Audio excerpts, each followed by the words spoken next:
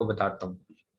अच्छा, चलो यार, कहानी ऐसी है कि जब आप स्टार्ट लेते हो वहां से लेके आखिर तक हम स्टडी करते हैं कि क्या क्या प्रोसेसेस से आपको गुजरना पड़ता है। एक क्लाइंट आपके पास आया, उमैर आपके पास, बासित आपके पास, किसी के पास, हम के पास, किसी के पास भी, और उसने आकर कहा यार मैंने ना अमेज़न के ऊपर अपनी लॉन्च करनी है, मैंने अपना बिजनेस बिल्ड करना है। अब बेसिकली क्या हो रहा है कि आप कर रहे हो पहले उसकी लीगल डॉक्यूमेंटेशन प्रोसेस, जो मैंने आपको उस दिन बताया था। क्या हो गया, कंपनी रजिस्टर्ड और फलां फलां करके उसका अमेज़न अकाउंट बन गया है।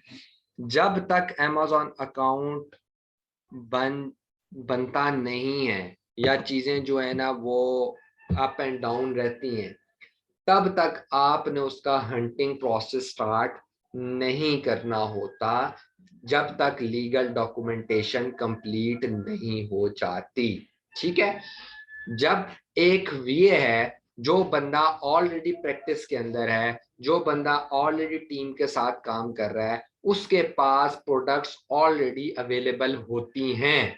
ठीक है, ये तो पत्थर पर लकीर है कि हमारे पास भी क्लाइंट आता है तो हमारे पास प्रोडक्ट ऑलरेडी पड़ी होती हैं, हम उसी को दोबारा एक दफा चेक चुक करके, 8-10 प्रोडक्ट्स होती हैं, चेक चुक करके उसके बजट के मुताबिक उसको दे देते हैं। एक बजट इंसान के जहन में तय होता है, आपके जहन में भी होगा, मेरे जहन में भी है कि हमारी इन्वायरमेंट में जो क्लाइंट आएगा वो 12-13 लाख वाला क्लाइंट होगा। उससे नीचे वाला आएगा तो वो एक एक्सेप्शनल केस है, उससे ऊपर वाला आएगा एक्सेप्शनल केस है। एवरेज केसेस जो है ना 12-13 लाख वाली है। तो हमारी उससे रिलेटेड प्रोडक्ट हंट हुई होती हैं, कुछ सस्ती भी होती हैं, कुछ महंगी भी होती हैं। तो फिर क्या, अब इसका सिनेरियो क्या होता है? ठीक है, अब ये तो मैंने आपको बता दिया। प्रोडक्ट हंट करने के बाद आप लोगों ने प्रोडक्ट हंट कर ली। हंट जैसे ही करते हो, आप अपने क्लाइंट के साथ डिस्कस करोगे कि बेटा या सर, हमने ये प्रोडक्ट हंट किया है। मैंने कल आपको बताया था, आप 2-3 प्रोडक्ट्स उसको दिखाते हो, उसमें से एक प्रोडक्ट फाइनलाइज हो जाती है।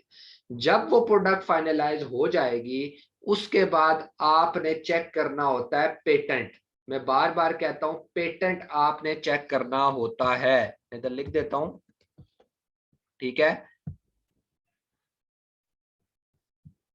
कि आपने जब आप हंट कर लेते हो तो हंट करने के बाद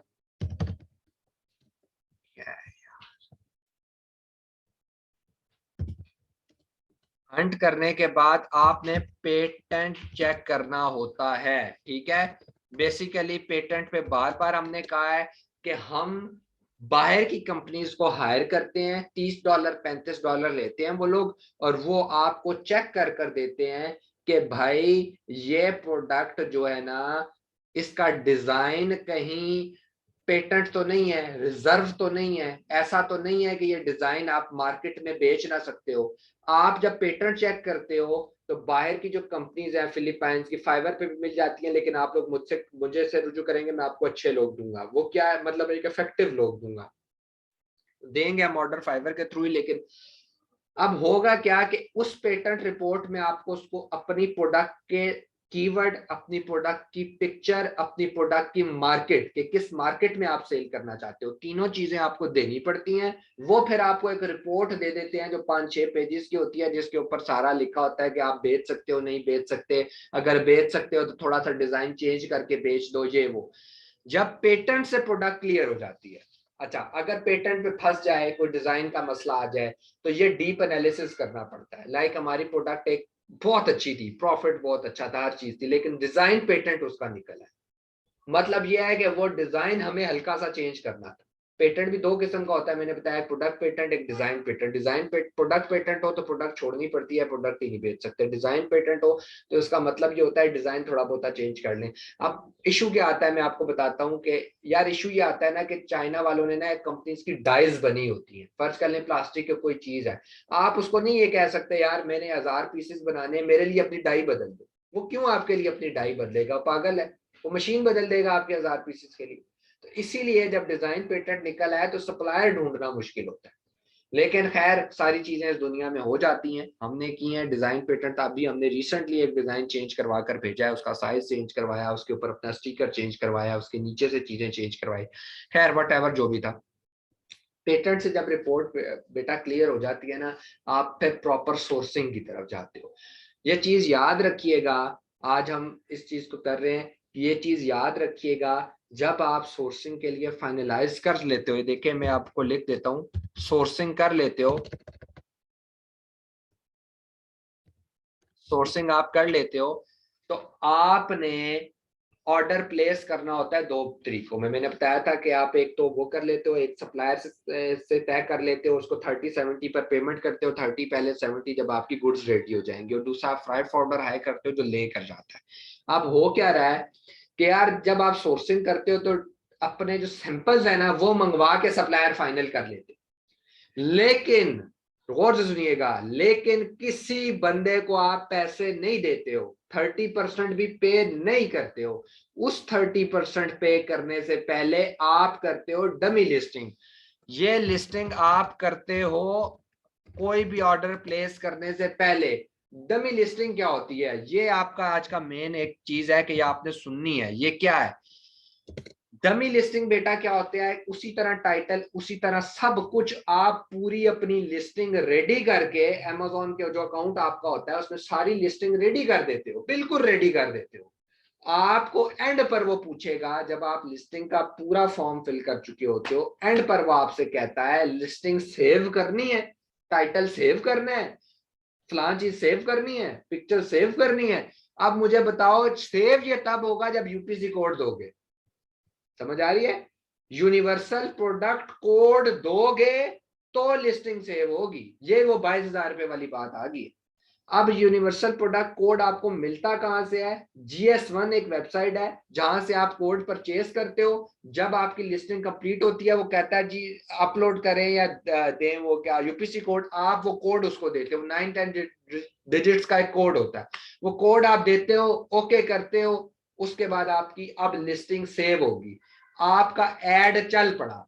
अगर आप कह रहे हो यार अभी तक तो मैंने इन्वेंट्री का ऑर्डर ही नहीं दिया भाई, मेरी तो प्रोडक्ट बनी नहीं है, तो सेल कैसे होने शुरू हो गई है?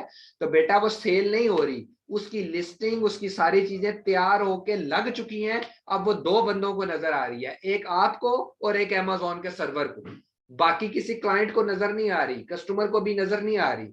वहां की लिस्टिंग में लिखा जाता है कि लिस्टिंग है पर इनएक्टिव है, लिस्टिंग है पर इनएक्टिव है, वो लिखा आ रहा होता है। आपको 2 से 3 दिन वेट करना होता है, आपको अमेजोन की कोई मेल ना आए, आपको कोई अमेजोन कॉपीराइट का स्ट्राइक ना दे, कोई भी चीज आपको अमेजोन एलिगेशन ना लगाए, उसके बाद आप अपना ऑर्डर प्लेस कर देते हो, 30% पेमेंट करते हो। पहले क्यों नहीं करते यार? अगर आपने 30% पेमेंट कर दी और लिस्टिंग लगा दी और अमेजोन ने कोई भी कॉपीराइट स्ट्राइक मार दी, कोई इशू खड़ा कर दिया, तो आप तो टेंशन में आ जाओगे। तो हमें हर टाइम पे अपने क्लाइंट को सिक्योर करके रखना होता है, अपने क्लाइंट के पैसे सिक्योर करके रखने पड़ते हैं।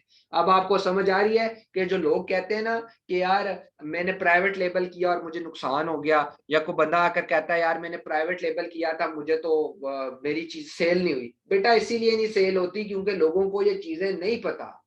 ये सिर्फ वो लोगों को पता है जो लोग तजर्बा करते हैं, जो लोग मार्केट के अंदर हैं। अब आपको ये कोई नहीं सिखाएगा कि बेटा डमी लिस्टिंग पहले करते हैं, इतने पैसे इस टाइम पे कर दें। अब लोग क्या करते हैं, 100% जाकर पेमेंट पहले कर देते हैं, बाद में पता चलता है प्रोडक्ट तो पेटेंट निकल आई है। अब मुझे बताओ नुकसान होगा या नहीं होगा? सप्लायर तो आपके पैसे वापस करने वाला नहीं है इस बात के ऊपर। आप मुझे बताएं ना, नुकसान हुआ है आपका या नहीं हुआ? पेटेंट पहले चेक करवाने के बजाय बाद में क्यों चेक करवाओ? तो इसी को एक्सपीरियंस कहते हैं। यही चीजें हैं जिनको आप टैकल करते हो तो आपको नुकसान नहीं होता। अच्छा, उसके बाद आप आगे चलते हो, ठीक है।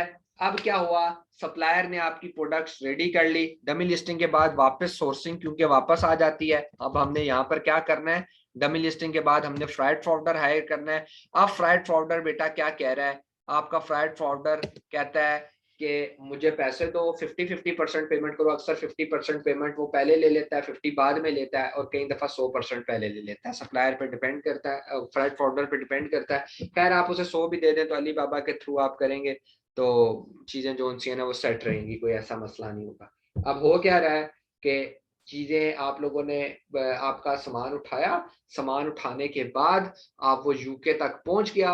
यूके तक जब पहुंचेगा तो जो आपकी लिस्टिंग के ऊपर लिखा आ रहा था इनएक्टिव, जैसे ही अमेजोन के वेयर हाउस में चीज पहुंचेगी डिस्ट्रीब्यूशन सेंटर में। अच्छा, एक चीज मैं आपको क्लियर कर दूं, आज आप लोगों को याद रहना चाहिए, अमेजोन जो हमें एड्रेस देता है ना जिस जगह पर चीज पहुंचानी होती है, वो अमेजोन का डिस्ट्रीब्यूशन सेंटर होता है, वो वेयर हाउस नहीं होता। What is the difference between distribution centre and warehouse? Distribution centre के ऊपर हमारा सामान जाएगा, अमेजोन उसको डिफरेंट वेयर हाउसेज में भेजेगा, उसमें वो रखता नहीं है, वहां से वो कस्टमर को नहीं भिजवाता। डिस्ट्रीब्यूशन सेंटर से कस्टमर को नहीं भिजवाता, वेयर हाउस से कस्टमर तो को भिजवाता है। वेयर हाउस के अंदर आपका सामान पड़ा होता है, वहां से कस्टमर तक जाता है। डिस्ट्रीब्यूशन सेंटर से डिस्ट्रीब्यूट होके वेयर हाउसेज तक जाता है। डिफरेंट वेयर हाउसेज होते हैं, हमें डिस्ट्रीब्यूशन सेंटर का एड्रेस मिलता है। ठीक है, जब चीज आपके डिस्ट्रीब्यूशन सेंटर में पहुंच जाती है, अब एक कहानी की एक और बात है जो मैं आप लोगों को मतलब स्किप हो गई है। देखें, जो यूपीसी कोड आप लोग देते हो वही यूपीसी कोड आपने अपने सप्लायर को देना होता है। आप आप वो यूपीसी कोड सप्लायर को दे देते हो। जब आप अपलोड करते हो ना बेटा, 9 डिजिट या 10 डिजिट आप अपलोड करते हो, तो वहां अमेजोन आपको एक ऑप्शन देता है कि आपने यूपीसी कोड डाउनलोड करना है। आपने उसको दिया क्या होता है, 9-10 डिजिट्स दिए होते हैं ना, दिया क्या आपने, लेकिन उसके मुकाबले में वो आपको एक बार कोड देता है अमेजोन, प्रिंट करके पीडीएफ की फॉर्म में एक बार कोड देता है। वो बार कोड आप उठा के अपने सप्लायर को भेजते हो, ईमेल कर दो, जो भी कर दो, व्हाट्सएप कर दो। वो उस बार कोड को अगर आपके 1000 पीसीज है ना, तो 1000 पीसीज के डब्बों के बाहर लगा देता है। अब आप यहां तक पहुंच गए हो कि जब अब आपका वो स्कैन होगा ना, वो जैसे ही स्कैन होगा किसी भी मशीन में, तो ऑटोमेटिकली उनके कंप्यूटर में चला जाएगा, इसके अंदर आइस क्यूब है, इसकी इतनी प्राइस है, मतलब जो जो आपने अपनी लिस्टिंग के अंदर लिखी है ना यार, उसकी स्पेसिफिकेशन वो उस बार कोड के अंदर मौजूद होती है। जैसे ही मशीन स्कैन करेगी, आप डिवॉट्सन जाए ना, स्कैन हुआ, कंप्यूटर के अंदर सारी डिटेल्स चली गई। तो समझ आ रही है, ये यूपीसी कोड आपने अपने सप्लायर को देना होता है कि वो 1000 पीसेस के बाहर लगा दे। अब मुझे गौर से सुनिएगा, ये कहानी बहुत इंपॉर्टेंट है, ये हम बाद में दोबारा करेंगे। ये कहानी आपको नहीं आई तो कभी आप नहीं लॉन्च कर सकोगे। ये प्रैक्टिकली तो आपको पता चलेगा जब आप काम करेंगे, लेकिन पता रास्ता तो पता होना चाहिए ना, इस पे जाना है। अब रास्ता भी ना पता हो तो वैसे ही तो नहीं जाना। अच्छा, अब आप मुझे अपने दिमाग खोल कर मुझे बताएं कि यार देखें, आपके 1000 पीसेस थे, 1000 पीसेस के ऊपर यूपीसी कोड लग गया, आपकी पहचान हो गई कि ये यूपीसी कोड जैसी, लेकिन यार वो 1000 पीसेस आपके सप्लायर ने 10 बड़े डब्बों में पैक कर दिए।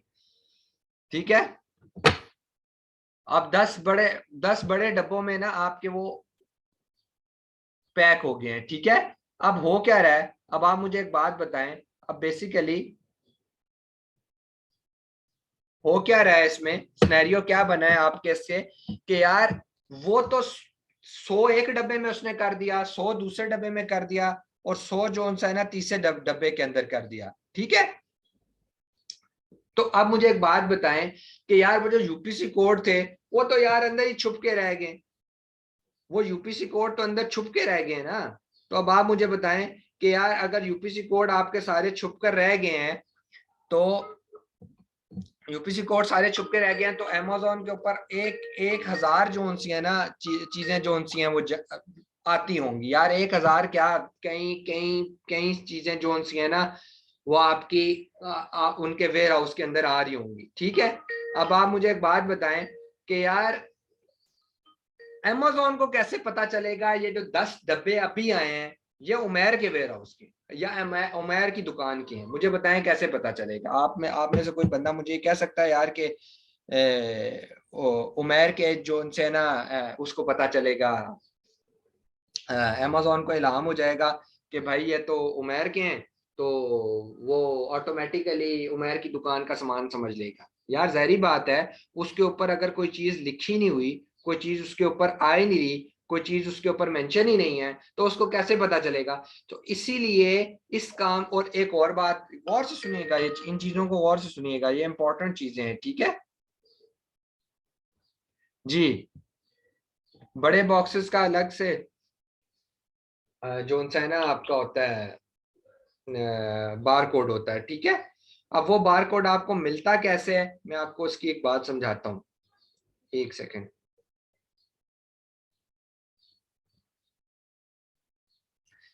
कैसे समझाता हूं कि यार अब आपने, यार अब आपके 1000 फर्ज करें, मैंने आपको कहा कि 1000 जो है ना पीसेस, आप न्यूली जो लोग होते हो 1000 पीसेस सेंड आउट कर सकते हो, 1000 पीसेस से ज्यादा आप सेंड आउट नहीं कर सकते हो, ठीक है।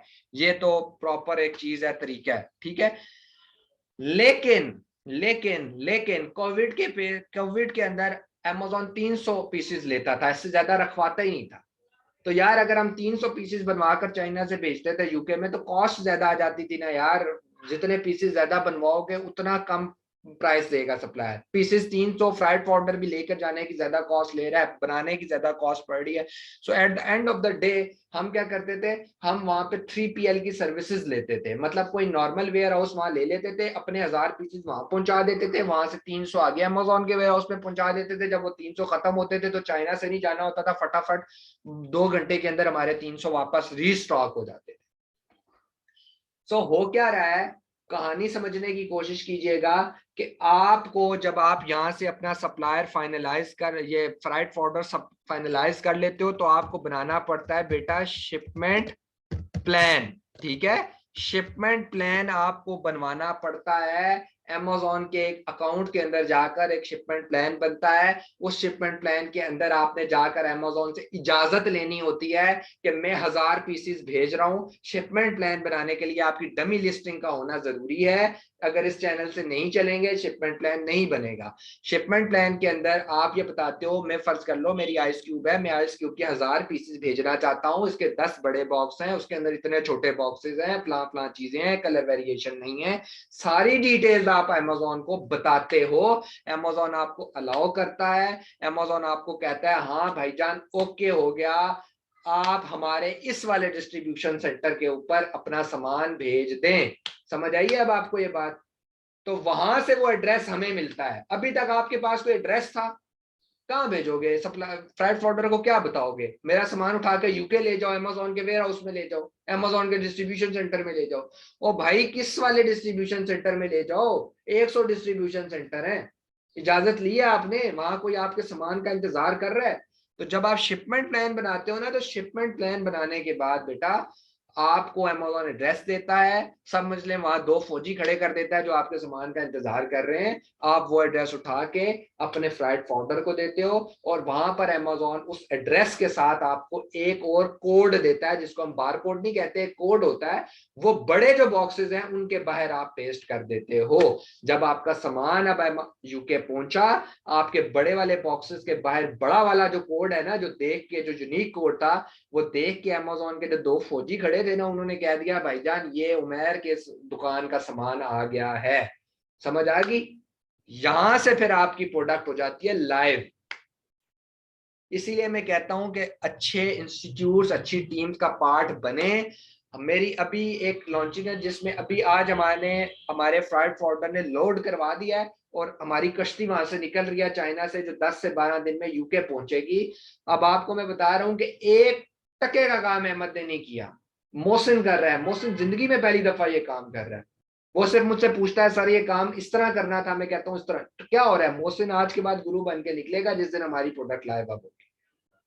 तो ये वो चीजें होती हैं जिसके साथ आपको रहना पड़ता है। अल्लाह करेगा कि आप में से भी बहुत सारे लोग ईजीआर का पार्ट बनेंगे। मैंने बताया कि हमारे 4 अकाउंट, जाती अकाउंट्स कंपनी के फंसे हुए हैं। अल्लाह ताला से बहुत दुआ है कि वो जल्दी क्लियर हो, क्योंकि बहुत सारे गिचमिच है। और क्यों है, डॉक्यूमेंटेशन के मसाइल क्यों आए हैं वो मैं आपको बताऊंगा। और एक एक अकाउंट के ऊपर 1-1 लाख रुपया लगा हुआ है, तो 4 लाख रुपए के वैसे ही कंपनी के रिस्क के ऊपर लगे हुए मेरे कहने के ऊपर। तो जैसे ही वो 4 अकाउंट्स खुलते हैं तो आप लोगों के लिए इंटर्नशिप अपॉर्चुनिटीज भी पेश आएंगी। लेकिन अच्छा, एक और चीज, यहां तक तो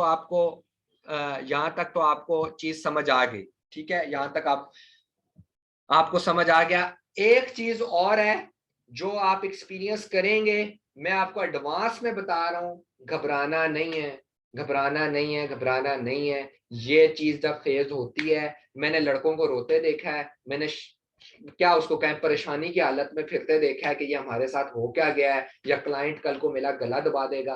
वो होता क्या है मैं आपको बताता हूँ। जब आपकी प्रोडक्ट वहां पहुंच जाती है, तो बेटा प्रोडक्ट पहुंचने के बाद आपकी जो लिस्टिंग है वो एक्टिव तो हो जाती है, लेकिन आपकी लिस्टिंग के आगे शो हो रहा होता है 500 पीसेस, 500 पीसेस। आपने कितने भेजे थे? 1000। आपने कितने भेजे थे? 1000। मिले कितने? 500। आप तो पैनिक कर जाते हो यार, या तो वो 500 सप्लायर खा गया, या 500 फ्राइड फॉर्डर खा गया, या 500 कहीं गुम हो गए। अब तो मैं नहीं बचता भाई, मैंने तो बिजनेस स्टार्ट करने से पहले 500 पीसेस का नुकसान कर दिया है। तो बेसिकली होता क्या है कि वो अमेज़न का डिस्ट्रीब्यूशन सेंटर है जहां आपका सामान पहुंचा है। फर्ज करते हैं आपके 10 बॉक्सेस थे, अमेज़न वालों ने कहा कि 5 बॉक्सेस इसके बर्मिंघम वेयर हाउस में ले जाओ और 5 लंदन वेयर हाउस में ले जाओ। सो जो बर्मिंघम था वहां डिस्टेंस कम था, शहर करीब था। होता क्या, बर्मिंघम कोवेंट्री बेसिकली एक सिटी है जहां पर अमेज़न का वेयर हाउस डिस्ट्रीब्यूशन सेंटर मौजूद है। ज्यादातर हमें एड्रेस वहां का ही मिलता है। बर्मिंघम उसके बिल्कुल साथ जुड़ा हुआ है, कोवेंट्री के बिल्कुल साथ बर्मिंघम है, 1 घंटे का रास्ता है।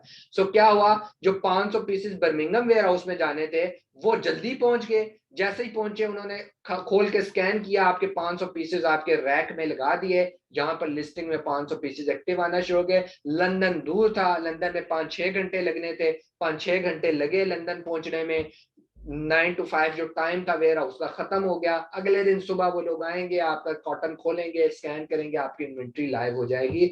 लेकिन वो जो 14-15 घंटे होते हैं, लोग बड़ी टेंशन में गुजारते हैं, लोगों को समझ नहीं लगती हुआ क्या है। तो मैंने आपको पहले ही बता दिया कि पैनिक करने की बिल्कुल जरूरत नहीं है। एक दफा सामान आपके अमेज़न के डिस्ट्रीब्यूशन सेंटर में पहुंच गया, आपका सरदर्दी खत्म होगी।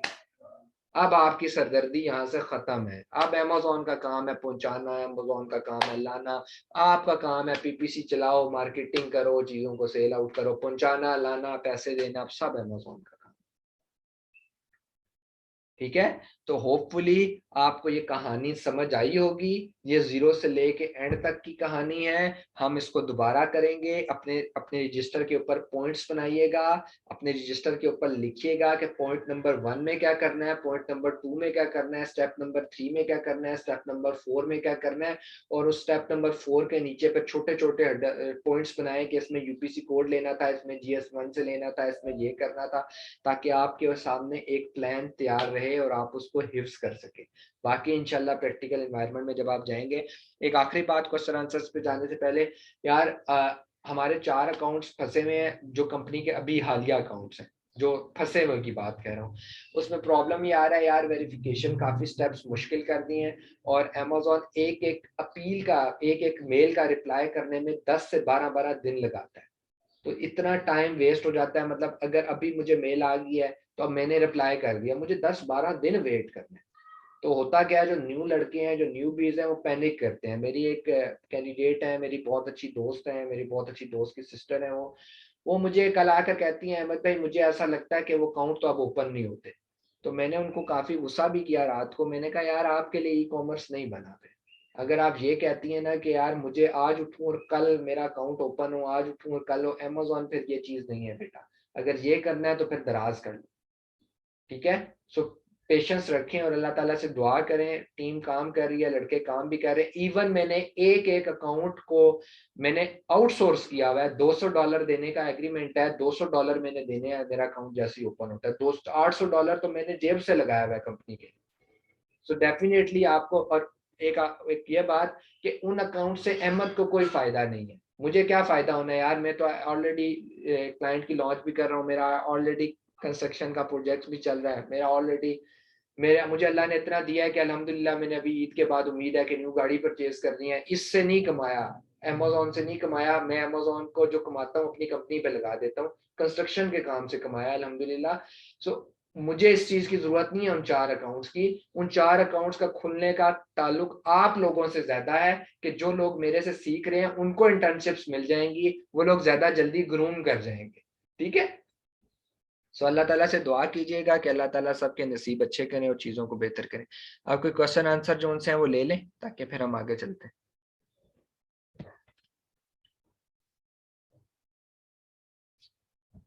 क्वेश्चन आंसर कर लें।